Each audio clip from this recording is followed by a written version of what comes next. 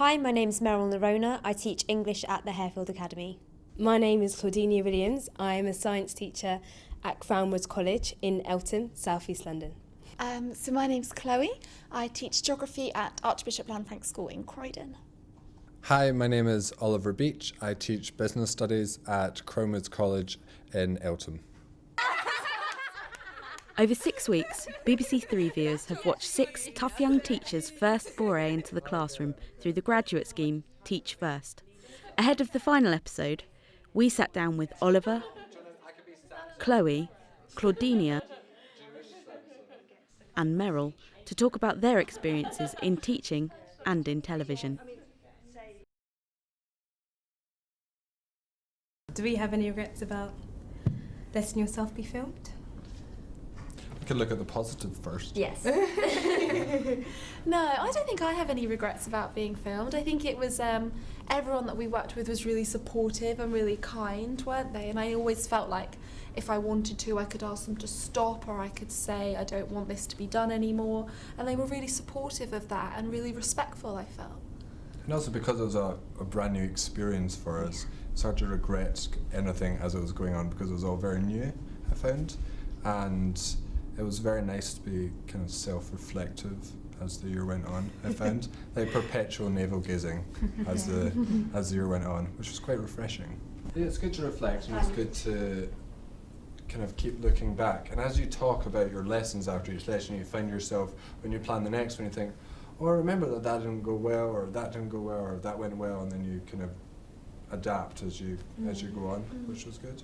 And also I think for me it was important that the reason why I chose to be allowed to be filmed was so that everyone could see the highs and the lows.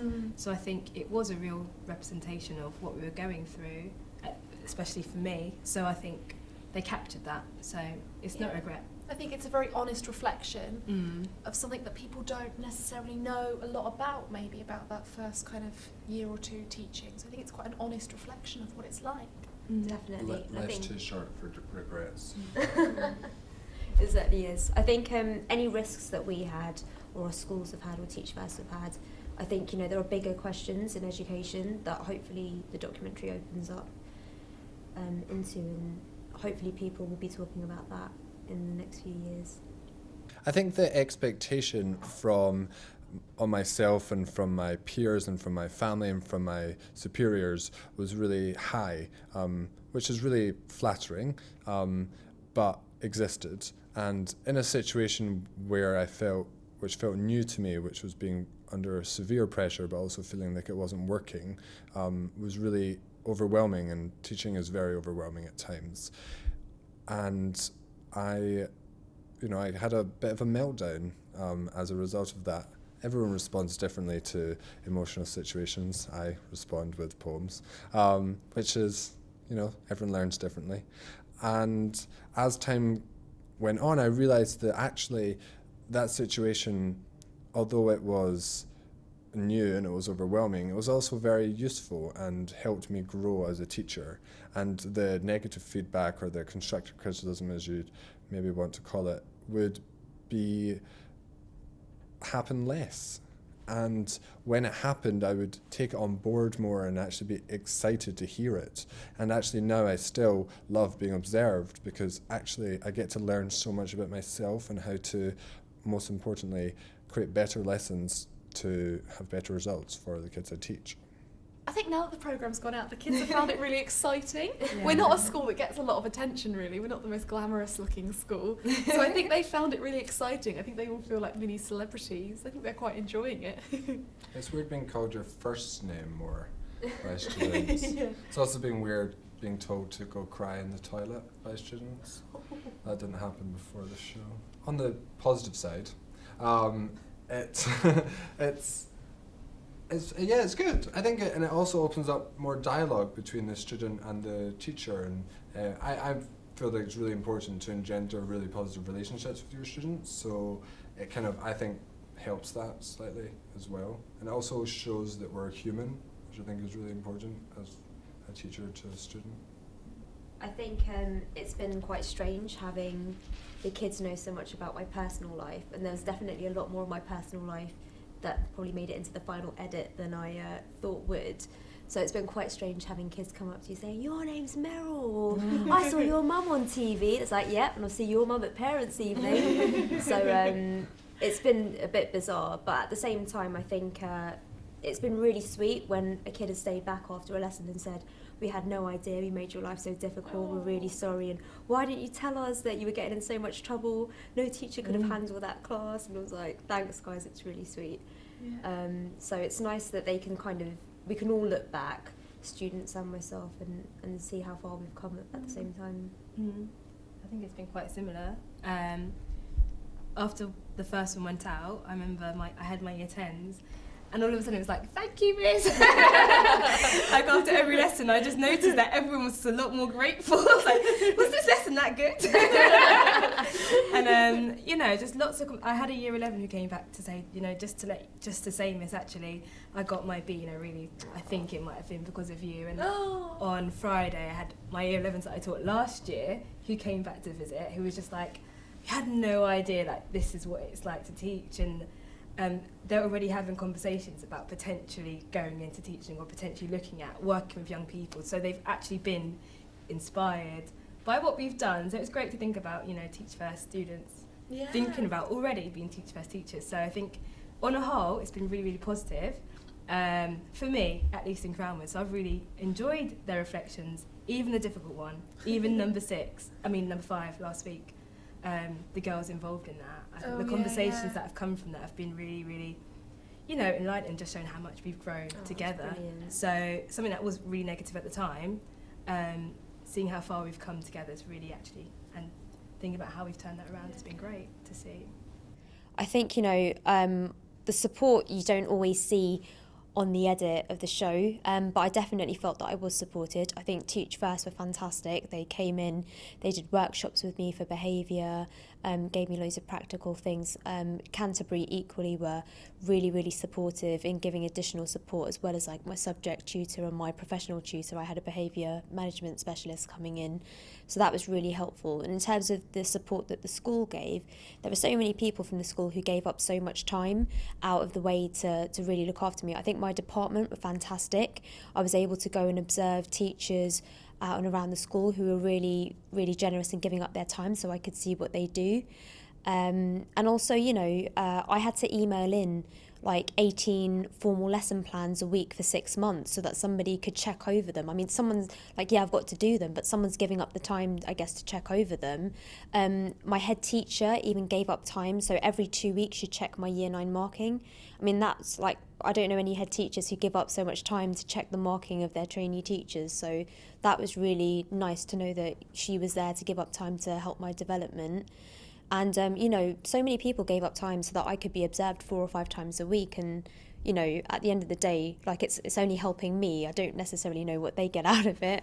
So, there was a lot of support, a lot of time given up so that they could try and help me in the best way that they thought they could. I did the show when it was kind of first pitched to us in somewhere in the summer ago, feels like now. The reason I said yes was I wanted it to catalyse dialogue about teaching and about the challenges of teaching and about Teach First and its mission. I wanted to do it because I thought, maybe this could actually get people to start thinking teachers, there's more to teaching than holidays. There's a lot more that goes on behind the scenes, a lot more hours that people put in, and there's so many amazing things that happen, and hopefully people will start talking about those things rather than you get a great summer holiday. I think for me as well, I think being the only kind of second year in the programme, when they approached me, they said that they wanted to show that the sort of journey that people go on. So I think it was important to show how much people do progress and how much it changes. And even though it's still mad in your second year, it's different, but it's going to be mad because you're working with teenagers, and that's just the nature of it. But it's important to show how you grow and the progress that people make, I think, over the 2-year programme. Yeah, but we're all just ourselves, and we all worked incredibly hard last year, and I think that comes across really well. I think we put in as much as we can to get the kids the best results possible, and it's we work very, very hard, and wherever we work, I think that's our consistent approach to where we are. So if that comes across, which I think it does, then not that concerned, if I'm honest. I find so during the series, you see that work-life balance was somewhat of a challenge for me, and for me, definitely in my second year now, I really do see that there is a difference. Like, there are weeks where it's crazy, like this week right now. I've got lots of deadlines for many things, so I'm finding actually my hours are longer at school. But generally, at a weekend, I can say, I can have Saturday off now.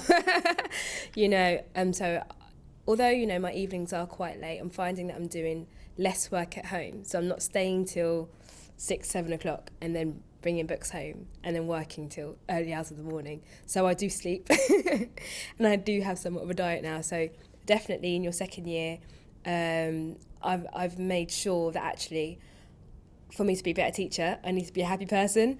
So half term, I booked a holiday and things like that. So I really am making a conscious effort and, making sure that my mum, my dad, whoever's around me are helping me to have a balanced life. So it's something that I'm having to still consciously think about, but it's a lot better. I wish someone had told me to sleep a bit more. I say the same thing. Barocca. I think looking back at last year was such a crazy one for me. I don't even know, because I think it's a good thing that I was so into my job, but maybe, being able to allow myself to sleep and to eat and just to be a bit normal sometimes. I think I really, really was, my job really was everything to me last year. So I think if someone told me actually you can still be a good teacher and still have a balanced life, those two things can happen. Yeah. And I think I'm learning to be a more balanced professional this year. So I think, not taking things as personal and loving my job and allowing myself to love my job, but, allowing myself to also learn to put it down and to still develop as me. So You have to walk away from a little bit, yeah. From like a professional point of view, I wish that I kind of... Didn't cry in the toilet. Yeah, I wish I could cry in the toilet. No, I wouldn't change that. Still do it now. I Wrote more songs. more socks. Wrote more songs. Oh, no, it's a good way to channel your emotion, and I think creativity is crucial. We should teach kids to be more creative with their... It's high up there on balloons. It is. It's so high up there in balloons. Justify meditating in justify class your next. emotion through elaborate stanzas, without denigrating through Anyway. tearing. Yeah. Anyway, from a professional point of view, I'd say I kind of wish somebody had sat me down with BTEC fully before I started, because that was a huge challenge to address, because I had absolutely zero knowledge of, I had some knowledge from training, but it was really, as we all know, it was very on the job learning, which is really, really crucial, but experiential learning, but it was a huge challenge, and I wish that I'd spent more time before I went into the classroom looking at that area of teaching, because for me teaching was standing in front of a class and teaching, whereas it was a very kind of different part of teaching, which I wish I had a little bit more time on before I started, because I think actually now this year, having done a year of that, I find it really really impactful in that environment, and actually transfer some of the lessons I've learned from BTEC into my A-level lessons now. So I think that I wish I'd spent a little bit more time on that, and I would have probably felt a bit more comfortable and less overwhelmed to cause tearing in toilets. Yeah, it's fine to cry. It's fine to lessons. It is absolutely I'm sure fine. you cried a couple of times. I really did. Last week. Never in front of my students though. It was always very, very personal, and it's because I took things so hard. I mean, if I had a bad lesson, as I said, because I put so much into it, it really did affect me when it didn't go well. But actually, you know, our students make mistakes, and I'm teaching now. It's important for you to make mistakes because that's how we learn. Everything we know about science has come from making mistakes. So I think it's fine for you as a training teacher, as a teacher now, to make mistakes. Just get back up and get back on it. And I think that's what's changed. I think, and now I'm like, okay, that lesson didn't go quite as well as I wanted it to, but what can I learn? You know, this isn't working, what can I learn? It's just about being a bit more adaptive and responding a bit more efficiently. Also less emotionally. Also, even now, you could ask the same question now for this year, and I'd have lots of answers too. And I think that says something really important, is that we will continually find things that we'd like to change about our jobs and about how we approach it. But I think that's great, because then it shows that we all care and we all want to keep striving to do our best for the kids we teach. I think something that's important to remember when we think about what we would have liked to have known before we go into the classroom is teach first, and people who've gone through the programme have never, you know, sugar-coated what teaching is like. It's never been like, you know, come in, you'll be inspirational from the get-go and you're going to change lives. This is, you know, the harsh realities of what teaching in a classroom can be, has always been right there on offer for us to see. And I think whether you speak to somebody who's going through the programme, who's done the programme, someone from graduate and recruitment, all the way through your training, you know, we know to an extent what we're getting ourselves in for. We know what other people's experience have been, so it doesn't, you know, there's always been an element of shock when you kind of go into it because you experience it for yourself, but they do their best to prepare us, I guess. Yeah, I think no matter whatever route you go into teaching, everyone has to have a first lesson. Yeah. Everyone has to have a first year. And that experience is going to be fairly similar, whether it's teach first or it's your first Schools day direct on or teaching. PGCE. It's going to be exactly the same, hard, you know? So I think it's great. I think in any route into teaching, the training can only give you so much until you're actually there in front of a class of 30 children looking up at you and expecting you to deliver. I think if you look at myself and compared to the other 5 participants on the documentary, in terms of actual in-classroom experience, I've probably had the most in terms of like international and London-based schools. So to an extent,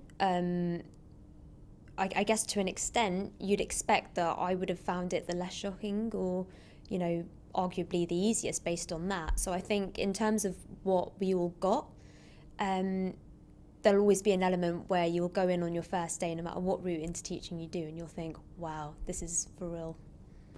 Yeah, being prepared, being organised, being patient, I think they're the kind of biggest lessons and biggest areas of myself that I've grown, you learn so much about yourself.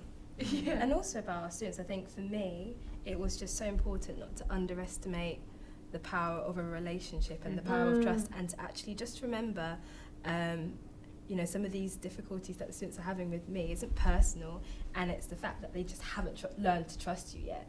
And I think allowing time for relationships to grow and develop, and also for you to grow and develop as a teacher, and giving them space to grow and develop as students, I think is just really important as well. Like you said, just not underestimating those relationships. They're so important. So if you can build good relationships with the class, it will just help you, and it makes your life much more enjoyable and their life much more enjoyable. Also, I think something I watched in episode 4 or 5, I think it was 4, and it was something Charles's mum said to him, which because when we've watched them all and then we've watched them again, sometimes forget little bits, and I thought it was really powerful, is that we can't forget that we were once in their shoes, and that wasn't that long ago for some of us, but it wasn't that long ago, and we should remember that we were kids in a room too, and we were often bored, and what made us bored, and why did we potentially misbehave in a room, and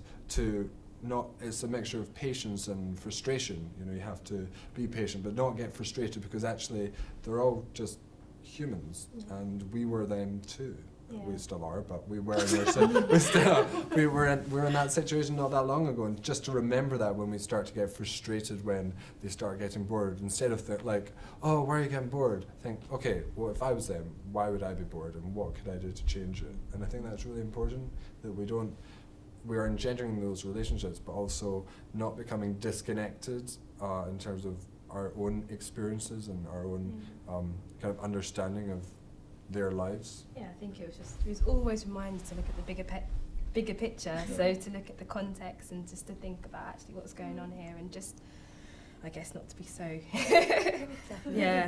tunnel visioned in our approach. But yeah, I think the more you so learn, many lessons. definitely building up on what Cordelia said, the more we learn about our kids as well, the better your lessons are, because you can just tailor them to what they need and what they like, and you know them as people, and it's not like new teacher, new class, resistance. It's Also, what they like is really important. Like, I think sometimes just ask a kid what they enjoyed and didn't enjoy about a lesson, because actually they've had, like, think like year 11s, they've had 5 years of school with hundreds of different teachers. They know how they learn best, and we're new and we need to learn too. So sometimes I think it's good to pick up lessons from them and on their best ways to learn. I think that was probably the most humbling thing. I think I learned that I can learn from anyone and everything, and I think last year I really did hold on to that. I took every opportunity to learn, whether that was from my mentors or whether that was from the head of teaching and learning, or whether it was from my head of department, or whether that was another training teacher or a really experienced teacher, all the students in my classroom. I think it was just really about actually being really developmental and being adaptive. I think that's when you thrive the most, when you are ready to listen and to adapt and to learn. I think that's when I saw my most growth, and just learning to be consistent as well. Be consistent. Consistency, yeah. It's such an important thing, The one especially for commandment. behaviour. And praise! Oh my God, how can I not forget that? Learning to be positive turned my life around. Are you reading Ofsted's quote? No, but it's so true. I mean, my crowns, I had to work with crowns, but like I was in Hobbycraft when I saw it, like, oh my gosh. the green one. Yeah. I was like, oh my gosh, I Andy, need you will them. love these crowns. And literally, I think the best thing someone ever said to me was kill them with kindness. yeah. And like wear them down with your kindness. Yeah. Like be so nice that they just can't be They don't mean know to what you. to do. Like they walk in, I'm like, you're amazing today, and they've literally just walked in the door. But then they're like, oh, okay. Thank you for being only half an hour late today. Yesterday was 50, now you're on 30. Yeah. Growth. But it's true, and Kill them with kindness. I started think feeling that's better the as a way. teacher as well. Yeah. Like when I was generally positive, because I don't know, your attitude changes, they change, and it's just great. It's just great. Tony It the is. Tiger. I can't. It's true. No, it's Right. true. The lessons that they enjoy are the lessons that you enjoy. The lessons that they're not Massively. enjoying are certainly the lessons you're not enjoying. It's true. I don't think going into state schools in deprived areas was a shock. I think Teach First prepared me as well as they could for what to expect. It's different from where I went to school. It's different from the area that I grew up into. So I think I was quite prepared for that. I think the biggest shock for me was just having my own classes full of little faces staring at me. That was my biggest shock, really. I think my views on education on a whole has changed only because I am now more informed. Yeah. I think education is one of the areas where everyone has an opinion, because everyone to some extent has been educated under some system, whether it was private or, you know, in a comprehensive school, in a grammar school. Everyone has had an education. So I feel that it's a very opinionated area. But for me personally, I think, you know, I was aware about what Teach First stood for in terms of going into the most disadvantaged areas. But now for me, I, as a teacher, understand actually how that affects children and how that, you know, really Sort of the impacts wider them picture. in the classroom. Yeah. And, you know, I have insight into the relationships of parents and things at home, and actually what it means to be a teacher. So I think in that sense, you know, I really understand that actually a teacher can really make a difference in many ways, and that it's such a multifaceted job. I think you picked up on a really important point when you said the different areas. For me, if I'm brutally honest, I went to a private school, and I had a very kind of, this is what education looks like, and it's been so humbling and so. I find myself so inspired by the kids I teach just every day. It's opened my eyes to a new type of education. I know I find it really refreshing and really humbling, and to see a different side for me has actually changed my life in a really positive way. If I'm brutally honest, I think that it's better in a way as it shows so many different types of people, so many different types of experiences that people have had. Even just having had my own, I think that it's been really, really refreshing. And I'm almost directly opposite, because I think I walk into school and I see the students, I see kids in my class, I'm like, oh my gosh, that's so what I was like.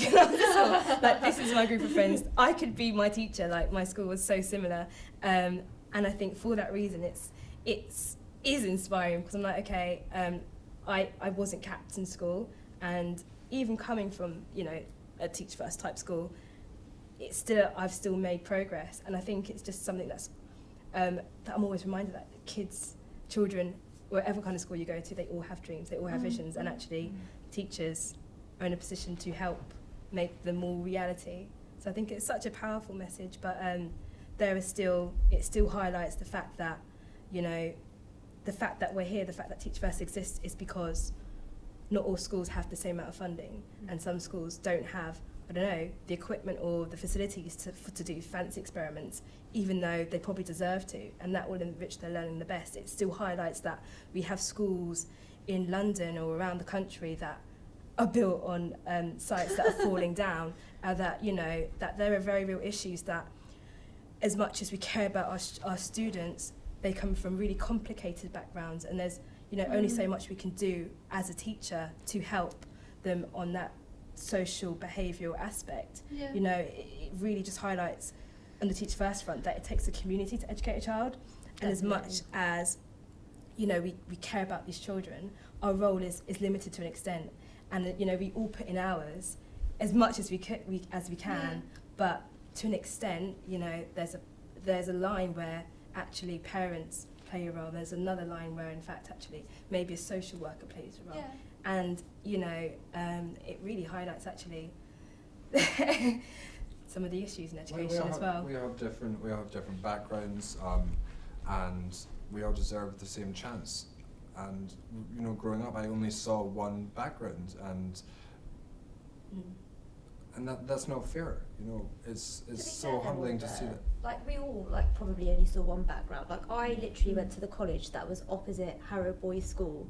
I had no idea what, like, Nick's childhood was like, but, you know, here we all are in the same place. Exactly the same place. And no one can ever feel guilty about their background and doing the or... same thing with the same goal. It doesn't...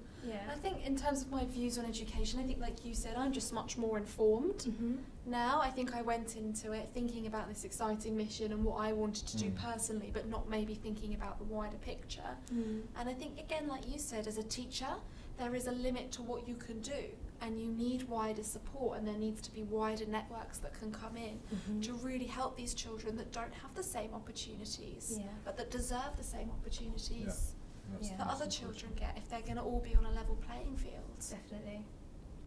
Yeah, school was tough, and I was very lucky to have a great support from my teachers and from pastoral care at my school. My business studies teacher was incredibly passionate about the subject he taught and teaching, and that inspired me greatly. I wanted to replicate his passion so that my students acted passionately towards their own education. I think there's a real chain reaction from a passionate teacher to a passionate student, and I wanted to mirror his passion, which still exists today, I know, at the school.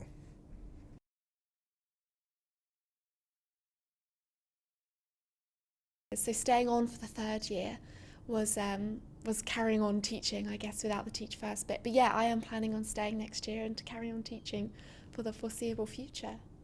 I feel, actually, this is what I'm good at. Last year I was really hard on myself, and I learnt a lot, but I still feel like I'm learning. And actually, the more that I get better and I've got a handle on this job, the better I feel about it. I think last year I really doubted my ability. Now that I have more confidence behind me, it's just allowing me to go in and teach, and I love it now. I really am kind of hooked on this job. So for the very near future, this is definitely what I'm going to do, working with young people in this environment as a teacher. I'm definitely planning on staying in teaching. So it's really exciting. I'm coming up to the end of my NQT year. And I feel, looking back on this year, it's gone a lot smoother, and I've learned so much from my first trainee year that I feel a lot more confident in the classroom, and I've come a long way with a lot of really difficult classes for anyone to have, I guess, let alone a trainee teacher. So hopefully I'll go into teaching next year feeling even more confident. I love teaching. It's so rewarding. I think incomparably rewarding to any job I've previously done but could think of doing. And the difference that you can make just to one person's life is incredibly exciting and gets me up at 6 a.m. Every morning. You know, Jennifer Lopez as an alarm helps, but I still am very enthused to jump out of bed and get to school, because every day brings new challenges and every day brings new reward, and that's what makes teaching so exciting.